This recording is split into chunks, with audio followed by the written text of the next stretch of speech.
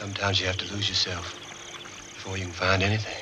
Deliverance wasn't just a movie. It was a raw nerve, exposed. A descent into the wilderness that forced America to confront something primal. But behind the banjos and backwoods, the real danger ran deeper. The author? He claimed it all really happened. The stunts? No doubles, no safety net. And one clash ended with the director getting punched by the man who wrote the story. These are 20 weird facts about Deliverance. And just below the surface, a real town that still refuses to speak its name. Step carefully. We're heading into the film that never let the river go.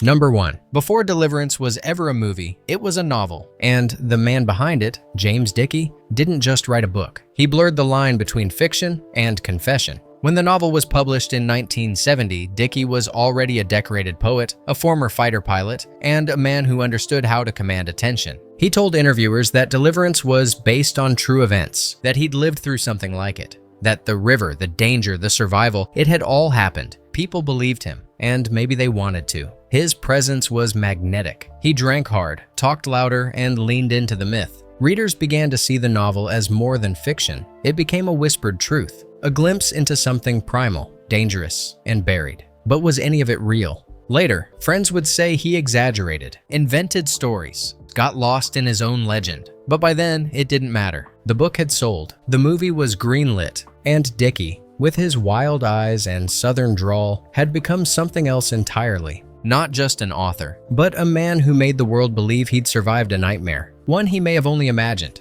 Number 2. Before a single frame of Deliverance was shot, it nearly vanished. Director John Boorman had big ambitions. He pictured names that could sell tickets and draw headlines. Marlon Brando, Jack Nicholson, Robert Redford. Each one was approached. Each one said no. Some thought the script was too grim. Others didn't want to spend weeks in freezing rivers covered in mud. But for the studio, their rejection sent a clear message. This project wasn't a sure thing, so they slashed the budget. Boorman had to pivot fast. No A-listers, no studio safety net, no elaborate stunt crews. Instead, he cast Jon Voight, still on the edge of breakout status, and Burt Reynolds, more known for television than film. The gamble changed everything, not just because of what those actors brought to the screen, but because suddenly the movie had something to prove. It wasn't about star power anymore. It was about survival, in front of the camera and behind it. Just how are you gonna do that, Lewis? Where? Anywhere. Everywhere. Nowhere.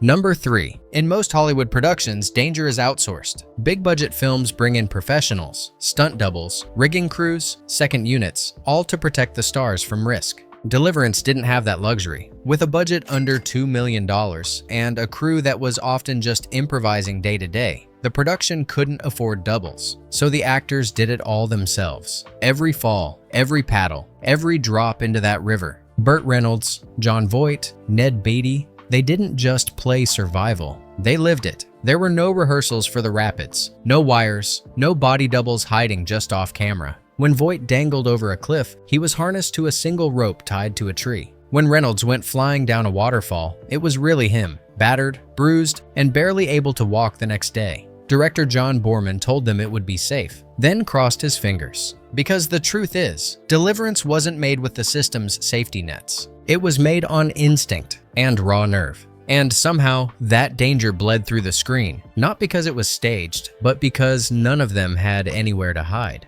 Number 4. Near the end of Deliverance, Jon Voight's character scales a cliff to ambush the final villain. It's one of the tensest moments in the film. Slow, breathless, desperate, and it wasn't supposed to happen. Originally, the plan was to use camera tricks and stunt doubles, but with no budget and no way to fake the height, Voight stepped up, literally. He climbed the face of a real cliff, with no harness and minimal prep, while the crew filmed from below, holding their breath between takes. The scene wasn't in the original plan, but once they saw the footage, they knew they had something that couldn't be written. It wasn't just convincing, it was terrifying, because it was real.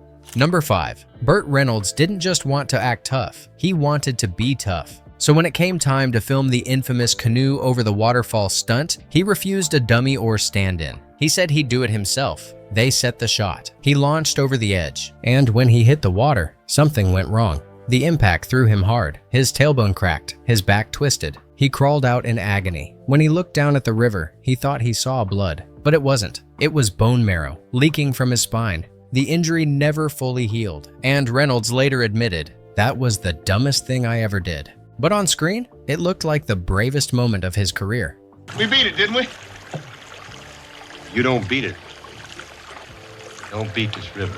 Number 6. It was supposed to be a simple river crossing, but under the surface, something was waiting. While filming a scene in fast-moving water, Ned Beatty was suddenly pulled under, sucked into a whirlpool no one saw coming. He thrashed, kicked, tried to scream, but the current kept dragging him down. The camera kept rolling, and when he finally burst out of the water, gasping for breath, that was no acting. That was survival. The footage made it into the film, but for Beatty, that moment stayed with him long after the cameras stopped. Number 7. The Chattooga River wasn't a Hollywood set. It was untamed, unpredictable, and by all accounts dangerous. So dangerous, in fact, that several crew members flat out refused to go in. Even with safety boats nearby, they saw what the actors were doing, getting tossed by rapids, climbing wet rocks, slipping into whirlpools, and said, "Nope, not worth it." The film's realism came with a price, and sometimes the smartest people on set were the ones who stayed dry. Number 8. There's a moment early in Deliverance when McKinney's character is tied to a tree, right after one of the film's most harrowing confrontations. The camera lingers, the silence stretches, and through it all, he doesn't move an inch. That's not a dummy. That's not a cutaway. That's Bill McKinney, holding his breath for over 2 minutes. Why? Because he didn't want the realism broken by a twitch, a breath, a blink. He trained himself to lie perfectly still, soaked and half buried, while the crew got the shot. It wasn't a special effect. It was just terrifying commitment, and it paid off. Number 9. The climactic confrontation in the gorge was meant to be violent. What no one expected, the gun to actually misfire. During one take, the rifle jammed, a real mechanical failure. But the actors didn't flinch. Voight stayed locked in. The tension built naturally, and the scene held, with no one breaking, no one pulling away. The director kept rolling. And when they cut, he said, "That was better than the script." Because sometimes a mistake isn't a problem. It's pure cinematic gold. Number 10. In Hollywood, films are rarely shot in order. Scenes are shuffled to match location schedules, weather, and budget. Actors often start with the ending and find the beginning later. But Deliverance was different. Director John Boorman made a rare choice. He insisted the entire film be shot chronologically, from the river's first bend to the final haunting silence. Why? Because he didn't want the actors just performing the descent into chaos. He wanted them to live it. Each day, the men grew more exhausted. The bruises on their arms weren't from makeup. The tension in their faces didn't need directing. By the time they reached the film's darker turns, something had shifted. Their expressions were heavier, their friendship tighter, and the fear more real. Shooting in sequence blurred the line between fiction and experience. It didn't just shape the film, it carved it into the actors, 1 mile at a time. Boy, you are lost, ain't you? Well, hell, I guess this river comes out somewhere, don't it? Look, we don't want any trouble here. Number 11. It's one of the most infamous lines in movie history. Chilling, grotesque, burned into pop culture. And it wasn't in the script. During rehearsal, the original lines felt clunky, too written, not terrifying. So actor Bill McKinney, the one playing the lead mountain man, made a choice. He leaned in and squealed. The crew went silent. Beatty froze, and director John Boorman said, "That's it, don't change a thing." From that moment forward, the scene wasn't just disturbing, it was unforgettable. And every movie villain who got under your skin after that, they owe something to that moment. Number 12. Bill McKinney wasn't just playing the mountain man, he became him. On set, he rarely broke character. No small talk, no jokes, no rehearsal-friendly chit-chat, especially with Ned Beatty. McKinney would stare at him between takes, follow him silently around the set. One day, Beatty even asked the crew, "Can someone tell him to stop?" But the director let it ride. Because the tension between them, it wasn't just acting. And that edge is what made the performance cut so deep. It is a matter of the law! The law? The law? What law? Where's the law, Drew? You believe in democracy, don't you? Yes, I do.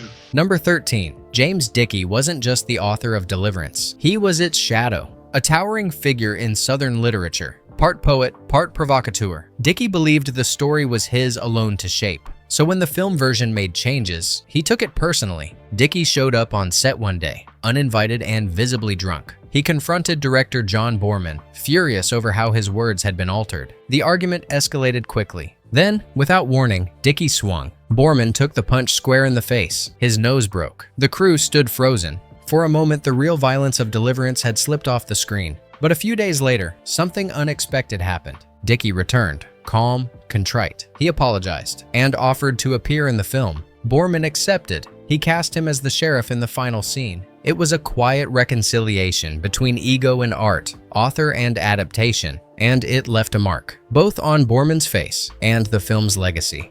Don't come back up here. You don't have to worry about that, Sheriff. I'd like to see this town die peaceful. I hope Deputy Queen finds his brother-in-law. He'll come in drunk, probably. Number 14. The boy sitting next to John Voight at the end of Deliverance wasn't an actor. John Boorman wanted something pure, something unscripted, for the final moment. So he cast his own child, Charlie, in the role. There was no audition, no contract, just a promise. If you hit your mark and do what Daddy says, you'll get some candy. The moment worked. It gave the story one last shred of innocence. And the kid? He got his candy, and a seat in one of the most haunting final scenes in film history. Number 15. The dueling banjos scene is haunting, iconic, and unforgettable. But here's the truth. The boy with the blank stare and uncanny picking skills wasn't really playing a note. The actor, Billy Redden, was chosen for his unique look and stillness, not his musical ability. So the crew brought in another local kid who could play. They hid him behind the set, slipped his arms through Redden's shirt from behind. And what you see on screen is a composite. One boy's face, another boy's hands. It worked, seamlessly, but it left some viewers wondering, was it real? That's the magic of filmmaking. Sometimes the most authentic moments are stitched together from strangers. Number 16.